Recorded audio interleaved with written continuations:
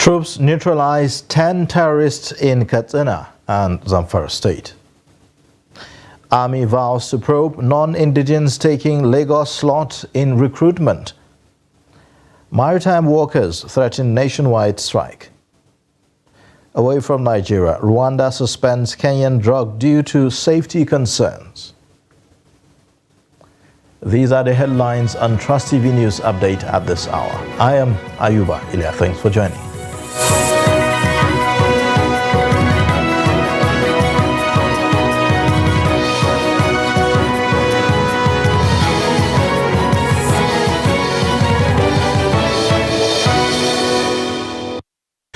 Beginning with security matters, troops from Operation Hadarin-Daji have successfully eliminated 10 terrorists in Katsina and Zamfara states during recent dry season clearance operations, as reported by Captain Ibrahim Yahaya, Operation Hadarin-Daji's spokesman. The joint task force led by Major General Godwin Mutkut conducted an offensive operation in Batsari and Safana local government areas of Katsina state, neutralizing 10 terrorists with others fleeing. The troops recovered weapons including 1 AK-47 rifle, ammunition, 7 Dane guns, 3 locally fabricated guns, along with communication gadgets, mobile phones and military uniforms. In a separate operation in Zamfara state, a search and rescue mission at Ansado and Andala villages resulted in the recovery of 9 kidnapped victims, including 5 women and 4 babies. The rescued individuals have been reunited with their families at Magami. The Nigerian Army says it will probe the case of some candidates in its 82-86 regular recruits intake claiming Lagos as their states of origin. The candidates from Kaduna State, who had claimed to be from Lagos and even presented certificates of indigenship of the southwest state, were arrested when they could not prove their claims. Following the arrest, the Army spokesman, Major General Onyema Nwachukwu, described the incident as a serious breach. Nwachukwu said that the arrest of the fraudulent candidate was a result of the commitment of the Nigerian Army to upholding a transparent and credible recruitment process in line with its core values of integrity and fairness. What's your name? I'm Kabiru Mustafa by name. Huh? Kabiru Mustafa. What local government? Oshope local government. Where are you from? I'm from Maitwe. Where in Maitwe? Where are you from originally? From Kaduna State. From where? Kaduna State. Kaduna State. I'm Alkali Monde by name. Okay. Yes, I'm from Kaduna State. Okay. I'm living in Zamfara with my brother. To your brother? Yes. And you are coming out under what local government? Lagos Island. Local government. Yes. Do you have a family house in Lagos Island? No. Okay. What's your name? Luka David. What? Luka David. Luka. David. Where are you from? From Kaduna State. Kaduna State. What local government are you coming out from? Oshodi. Who gave you the indigenship certificate? National. What's your name? Zakaria Arab. Where are you from? Kaduna State. Lagos. Where did you get the indigenship certificate from? I'm staying with my uncle, so I went. Your uncle, speak up, please. I'm staying with my uncle, Lieutenant Colonel Gambo. Shogba Yoruba. The cafe, no, wow. Where is the cafe? Where is the cafe that you get it from? Which cafe? Where is it? Eh? I don't know the address. Where? What area? So you get your own too from the cafe. Which cafe? How do you do it? They just put it and put your photograph to say Lagos State in the Oshodi cafe. Our photocopy. And you are going to Fagore as a Lagos State indigent, but you are from Kaduna, and this your certificate is from the cafe. Okay. Operators of the Lagos State Traffic Management Authority have apprehended 2 members of a notorious one-chance armed robbery gang near Jubilee Bridge in Abulegba, Lagos State. The suspects were found in possession of a point-of-sale machine used to coerce victims into transferring funds to an undisclosed account. Additionally, phones, ATM cards and wristwatches belonging to victims were recovered. Adebayo Taufik, Director of Public Affairs and Enlightenment at LASMA, confirmed the arrest, stating that LASMA personnel, in collaboration with the police, detained the suspects along with their operational vehicle at Abulegba. Although one suspect managed to escape with a POS machine before the police arrived, preliminary investigations reveal their involvement in one-chance armed robbery activities around Abulegba and its environs. The general manager of LASMA, Bakari Oki Olalekon, urged the public, especially commuters, to exercise vigilance and avoid boarding commercial buses by the roadside. Former Minister of Humanitarian Affairs, Disaster Management and Social Development, Sadia Umar Farouk, has tendered an apology to the Economic and Financial Crimes Commission for her non-appearance regarding the alleged laundering of 37.1 billion naira during her tenure. The EFCC spokesperson, Dele Oyewole, confirmed her letter, stating that the Commission has urged her to comply promptly with the invitation. In contrast, the suspended National Coordinator of the National Social Investment Program Agency, Halima Shehu, has cooperated with the Commission, providing necessary information during her reported visits. The political turmoil in Rivers State seems to be easing as Edison Ehi, representing Ahoada East Constituency 2 in the State House of Assembly, has withdrawn his contempt proceedings, a suit against 25 of the 27 defected lawmakers last December. Ehi, a close ally of the Governor Siminalayi Fubara, had declared the seats of the lawmakers vacant after their shift from the People's Democratic Party to the All Progressives Congress. Following his resignation from the House of Assembly amid a peace deal between Governor Fubara and Nyesom Wike, Ehi is discontinuing the suit against the lawmakers. The court, unchallenged by the defendants' counsel, struck out the case. As Nigerians settle down for the new year across the nation, residents of Benue State have been speaking on some of the several unresolved challenges that confronted Nigeria in 2023 that have now rolled over to 2024. Issues like insecurity, inflation, subsidy removal, crisis, and exchange rates, among others, have continued to dominate discussions in Benue State as residents look forward to a year that will be devoid of many challenges that rocked 2023. Jimmy Azande reports. The removal of fuel subsidy and the rising inflation have plunged Nigeria into a tough economic situation.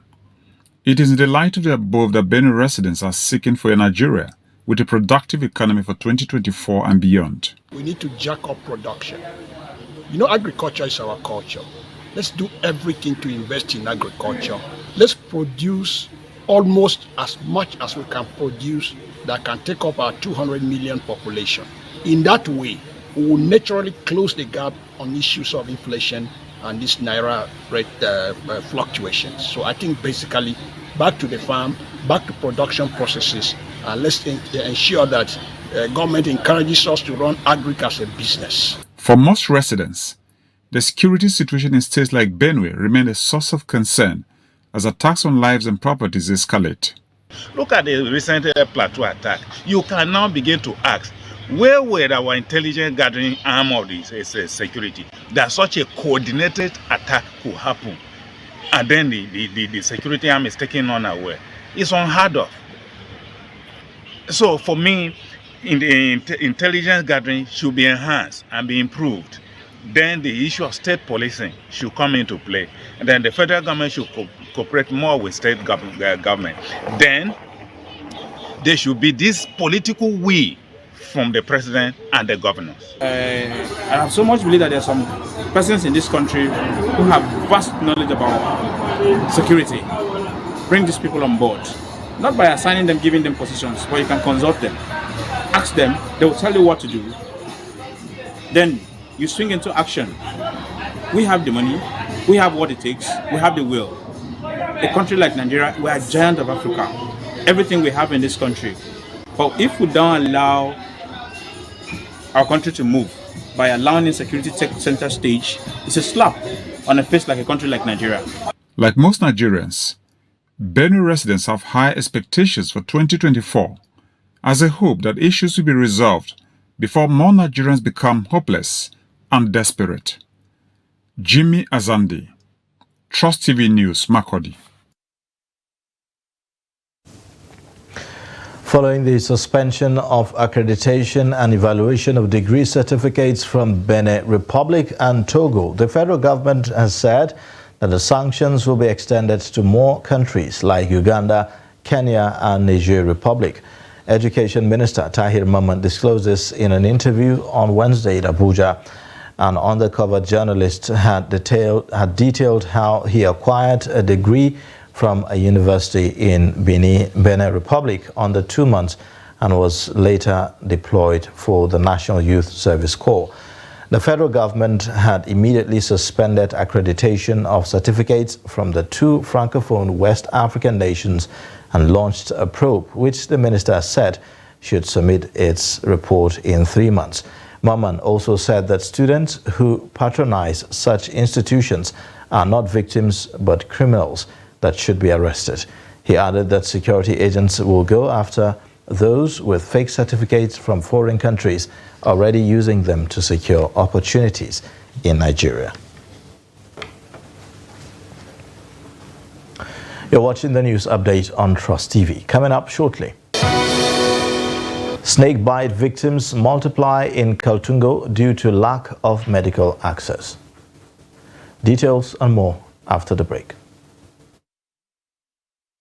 Manufacturing leather since 1958. But the most important thing is that if the system is checked correctly, we won't have where we are now. If somebody has depression, they may just be very irritable and unproductive in the office. So you find on average already about 1 in 4, 1 in 5 Nigerians already have mental illness, a mental health condition that needs some form of attention. No matter how good an economy is, if the federal government goes bust, believe me, everything in the economy is just a matter of time it will go bust. So first of all, about maybe slightly above, below 70% is in federal government securities. If government has banned importation of fertilizer and states are doing it at the level of governance, but I believe that production and distribution of fertilizer should be left to the private sector. This is the general multi-purpose card and it has a chip here. So this chip is about 80 kilobytes. The one that you get from the bank for ATM is just 4 kilobytes. So this is like 20 times.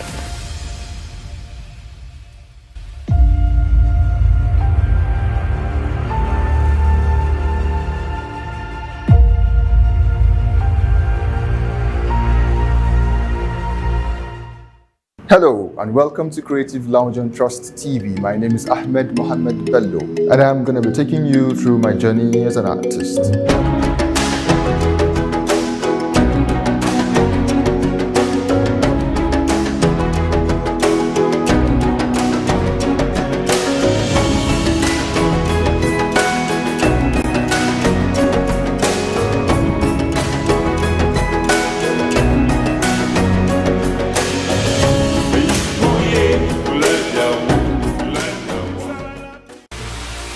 Should I keep quiet?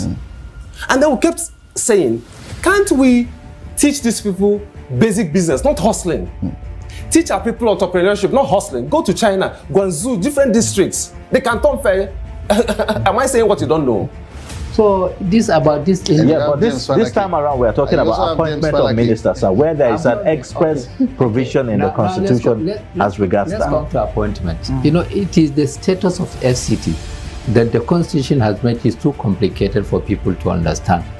However, if you are to go backwards and do a kind of audit, you will be shocked to find that the resources so far expended on the SDGs far outstrips the achievements face to face. Most of the time when you are involved, it's difficult for you to draw back and have a holistic view. Because what? sentiment would always come to play, because all of us would definitely, I had, like I told you yesterday, I was 100% convinced that you cannot say you are qualified without bringing any document.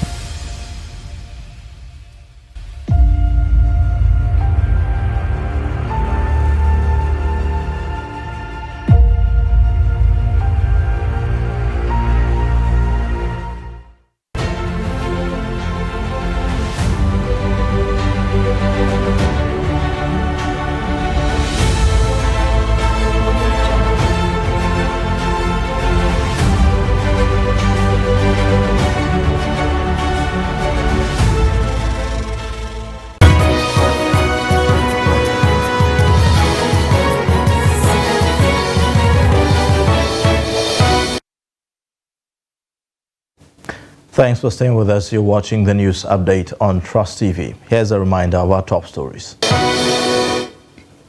Troops neutralize 10 terrorists in Katsina and Zamfara State. Army vows to probe non-indigenous taking Lagos slots in recruitment. In other news, the Maritime Workers Union of Nigeria has threatened to commence a nationwide strike on Tuesday, January 9, disrupting operations at seaports, jetties, and oil and gas installations throughout the country. In a statement issued on Wednesday, the union's head of media, John Ekemefuna, on behalf of the President General, Adewale Adeyanju, said that the imminent strike is the result of international oil companies and stevedoring contractors' repeated failure to follow existing stevedoring legislation that protect the union's rights. Now, according to the statement, the union gave the Nigerian Ports Authority (NPA) 3 days' notice beginning Thursday before contemplating a strike as an unavoidable alternative. The union expressed its displeasure by highlighting IOC's continued non-compliance with the existing stevedoring requirements since 2018. It emphasized IOC's continued failure to remit union checkoff dues despite multiple unsuccessful attempts to address these concerns with the NPA. The union, while urging IOCs to fully comply with the stevedoring regulations in accordance with the communiques signed by important parties in the sector, also chastised the NPA for allowing IOCs to operate freely, abdicating its regulatory responsibilities. Delayed reporting of snake bites at healthcare facilities has been identified as the major cause of death, as incidents of snake bites assume an alarming rate in Nigerian communities. A recent visit to Snake Bite Treatment and Research Hospital, Kaltungo, in Gombe State, reveals that rural dwellers are at a high risk of snake bites due to several factors. Adamu Imam reports. The Snakebite Treatment and Research Hospital, situated at Kaltungo local government area of Gombe State, is the only facility designed to treat snakebite cases across communities in the area. But the hospital is grappling with lack of essential drugs and power supply from national grid. Director of the hospital, Nicholas Haman, stressed the need for concerted effort by the government through the provision of necessary equipments and drugs, as well as cooperation from victims in reporting to the hospital for enhanced operations. Well, actually, the most common challenge that we encounter is the issue of late presentation, because most of our patients, because of those ones, as I mentioned earlier, they are from low socio-economic class, they tend to go for traditional concoctions around them to take, to rub, and do a lot of thinkings. There is one thing they call Gadeli. They will use it thinking that it will actually cure the illness, and before you realize it becomes, the envenomation increases to a level whereby so many systemic symptoms appear, and the patient presents very, very bad. And this is actually the most common cause of mortality. And mind you, before I also make case for improved research, which according to him is part of their primary focus at the hospital. About more than 2,700 and something patients, and out of them only 30 died. That's like 0.01 case fatality rate. And those ones Between how many years? From January to December 2022. And those ones that we lost are patients that present very, very late, very, very late. Mind you, example, a patient presenting about 15 days after the bite. So those ones we have to, a lot of systemic envenomation has taken place. We spoke with some of the patients who shared their experience of waiting to access treatment at the facility.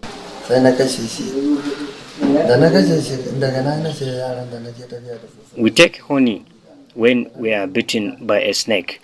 In my case, I kill it and instructed my boys to dispose. I went to the hospital after 2 days for treatment at Ganjua local government of Bauchi.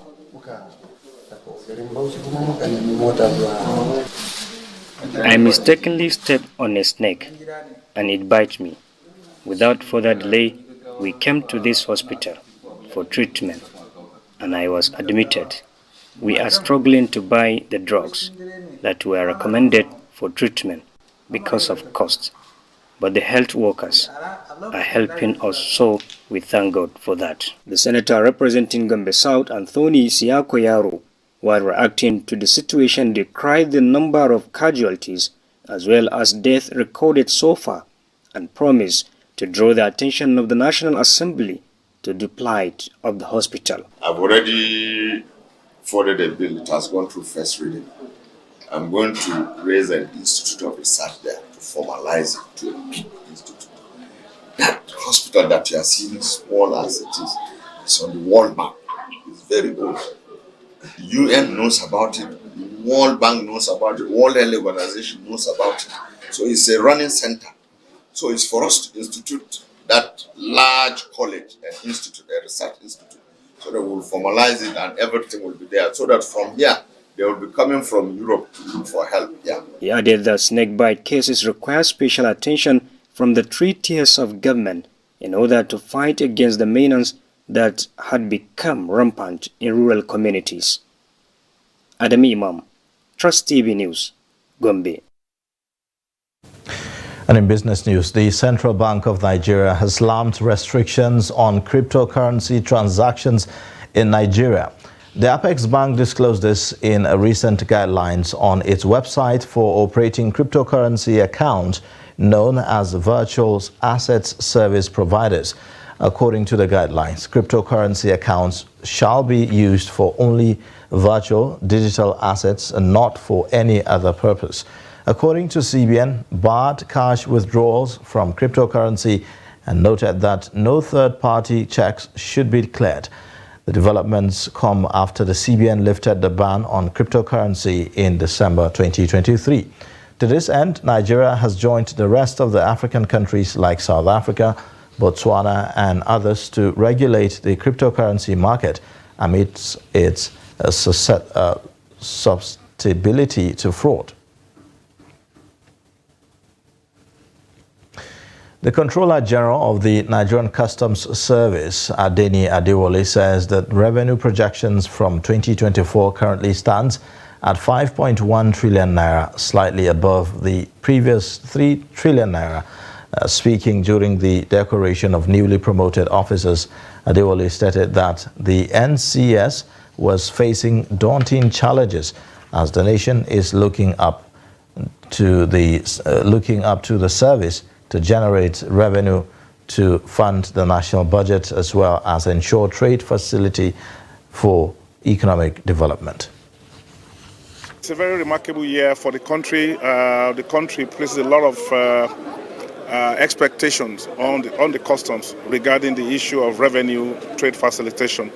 Last year, we generated 3.2 billion trillion into the national covers, and we're looking at 5.1 in 2024. It's a very huge responsibility, and I believe that what we have done today is one of those things that would help to motivate officers to take the charge and ensure that we do not betray the expectations, high expectations on us. Security is also very, very important, and we are seeing how we can integrate elements of technology into our operations around the borders, to our enforcement operations and all of that, to ensure that we live a secure life in this country. Away from Nigeria, Rwanda has suspended the sale of Kenyan-produced antifungal tablets over safety concerns. The Rwanda Food and Drugs Authority issued a recall for all batches of 200 milligrams of fluconazole tablets manufactured by Universal Corporation in Kenya. Retailers and health facilities have been instructed to halt distribution and return the affected drugs. The RFDA took this action after notifying the Kenyan manufacturer about discoloration in the tablets, with the 4 bulk batches showing white discoloration shortly after their shelf life began. Some of the discolored tablets have already entered the Rwandan market, prompting health officials to investigate potential adverse effects on consumers. Meanwhile, Kenyan authorities are yet to announce if the antifungal drug will be recalled locally. And in sports news, the Nigeria Premier Football League is set to be represented at the upcoming 2023 African Nations Cup in Ivory Coast, with Eimba goalkeeper Ojo Olorunleke being the sole player for the MPFL participating in the tournament. Among the 24 leagues from participating countries, the South African Premier League leads with 12 players, followed by Egypt with 8. Tanzania has 7 representatives, while Tunisia and Mozambique each have 6, and Zambia follows with 5. Algeria and Botswana, both countries, contribute 4 players. The competition is scheduled to run from January 13 to February 11, 2024, with Nigeria placed in Group A alongside host Cote d'Ivoire, Equatorial Guinea, and Guinea-Bissau.